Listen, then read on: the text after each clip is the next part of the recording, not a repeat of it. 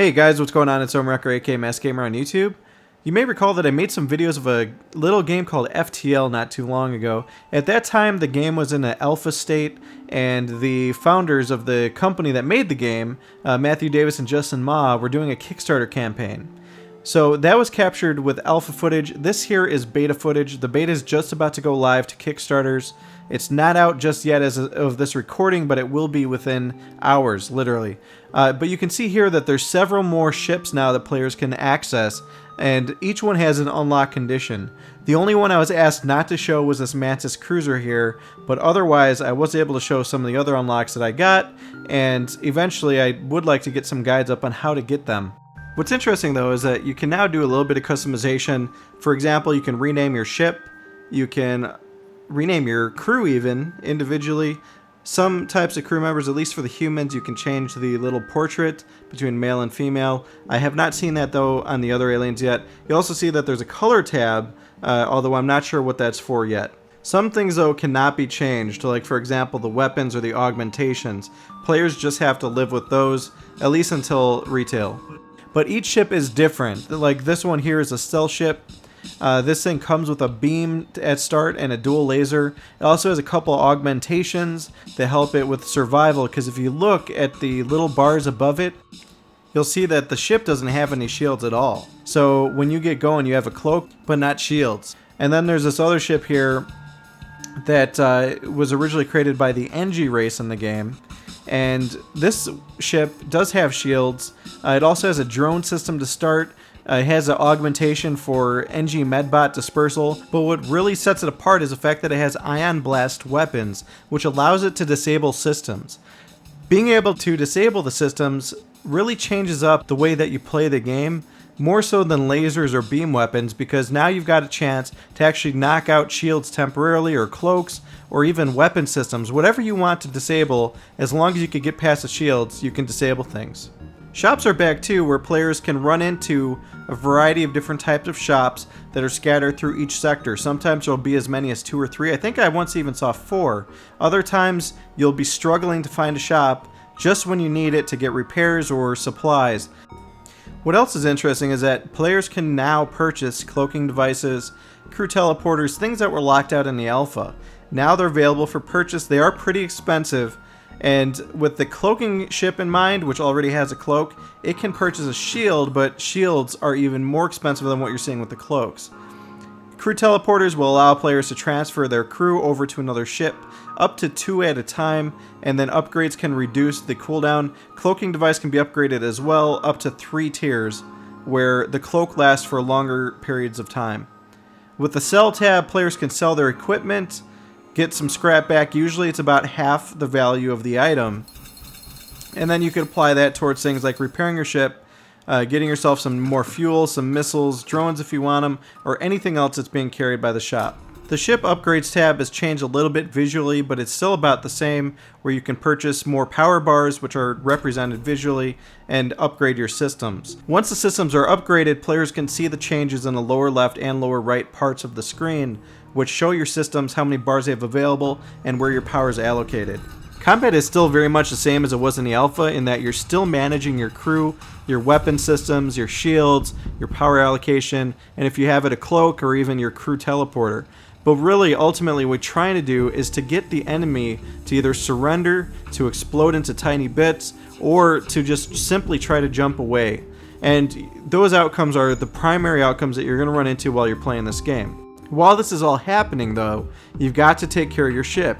You've got to make sure that your systems are up and online, that you don't have your own weapon systems disabled, that fires don't go and take over your whole ship, and really just get through the combat engagement without being blown up.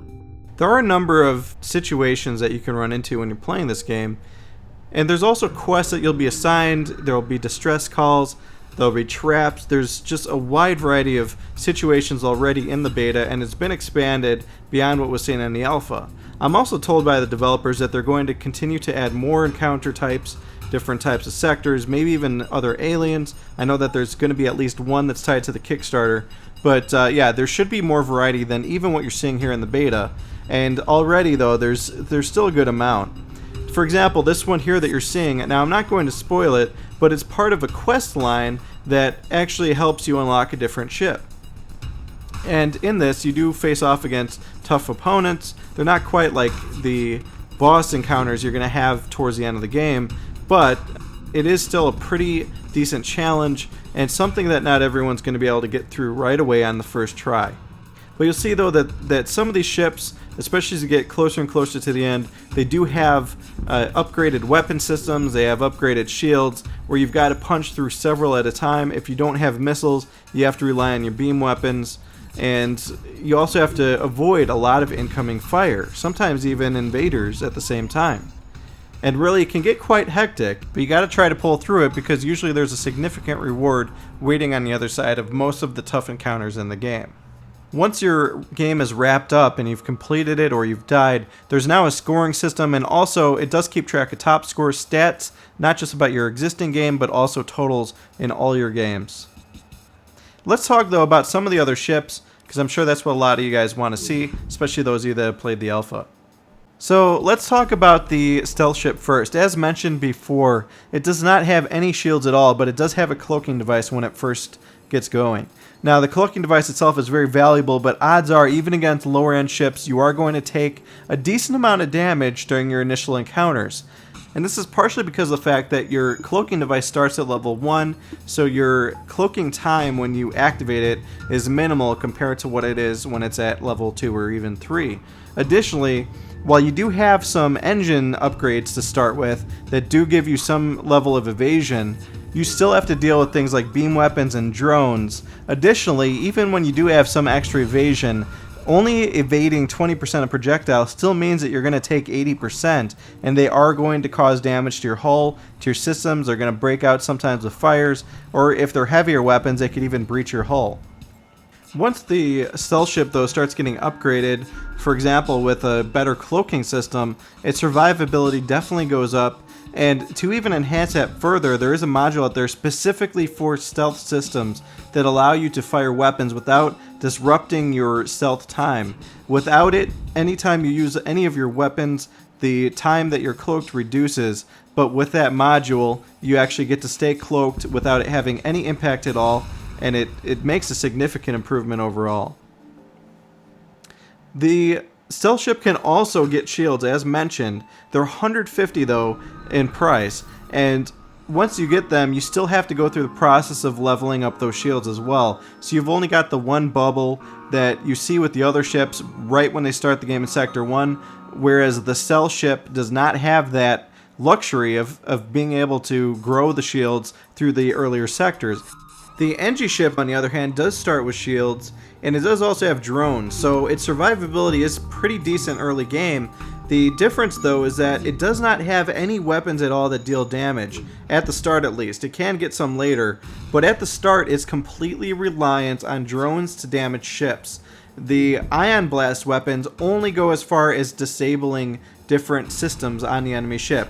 And first you have to get through the shield. So your first hit is always going to apply to the shields, and then after that the ion blast can start disabling other systems. But again, first you have to get through the shields, and the effect only lasts so long. So you do have to kind of go back and forth between the two, keep the shields down, make sure your drones can do damage, and also work to disable the weapon systems. That way you're not actually getting pegged over and over again, like you'll see in this clip, where the missiles kept coming and damaging systems. When those ion blasts though are combined with things like the burst laser or any other type of weapon, that's when this ship really starts to shine. Now in this clip you'll see it's only a burst level 1 laser. The burst level 2 would have been far superior, but you are limited to what you find in the field. But once you do have those ion blasts hitting over and over and over again, odds are you're going to be keeping their shields down, and then also you've got the added effect of not just the drone doing damage, but that laser as well. It's actually a really, really powerful combination that can take down some really powerful opponents that other ships struggle with. And one good example of that actually is the Mantis bomber, which has been shown previously in this video. Other ships sometimes can struggle to keep the systems down, especially with the 3 shields and a lot of firepower on this thing. But when you're using the NG ship and you've got your drones, you've got 2 ion burst weapons, and additionally, if you can pick up something like a burst laser or any other weapon that can start to chip away at the systems, you've got so much disabling and attack power that really this ship struggles to defend itself, and it tends to be an easier encounter than with the other ships in the game. And speaking of other ships, there's one left that I'm allowed to show you guys, and it's the ship that you get when you beat the game. Beating the end boss is not easy by any means at all, and it's probably going to take most people several attempts, especially on normal difficulty. But once you do defeat it, this ship here appears in your hangar, and it looks a lot like something out of the Star Trek universe. What's cool about it though is it has 4 weapon slots at start and 4 weapons. Now they're basic, but eventually you're going to be replacing them, and having an advantage of being able to start with more weapon power is always a good thing, because you will come across weapons as you play. Additionally, there's a very diverse crew on board. You've got a human, you've got a mantid, you've got a rockman, and an NG. The only thing that's missing are the psychic slugs, which you'll come across very rarely in the beta. With that said though, with the diverse crew, you also have 3 different areas where you could vent out fires. You could try to suffocate the enemy if they invade. You can see though, there's the one in the front, there's 2 in the back near the engines. Also, the placement of everything is actually pretty convenient. You've got your med bay right in the middle, you've got your engines in the back, your weapons in the front, your shields in the middle, but it's really easy to get to things. There's no running around in circles like on the NG ship, and it's actually a really cool ship, very effective, and once you get it upgraded, you can really start to dish out some pain. And as you'll see, I ended up investing in the crew transporter on this ship. I used my lasers to take out the weapons, and then I sent my crew right into that weapon station so they couldn't get it repaired. At that point, that ship's a sitting duck, and it allows me to go and finish hammering the other areas of the ship to disable it. Anyways guys, that's it for this video of FTL. I will be making more, and I actually have an interest in making some guides so I can give people pointers on how to get further in the game. But I do have a special surprise for you guys. I have a beta key that I'm getting from the Kickstarter campaign. I'm going to give it away to one of my subscribers.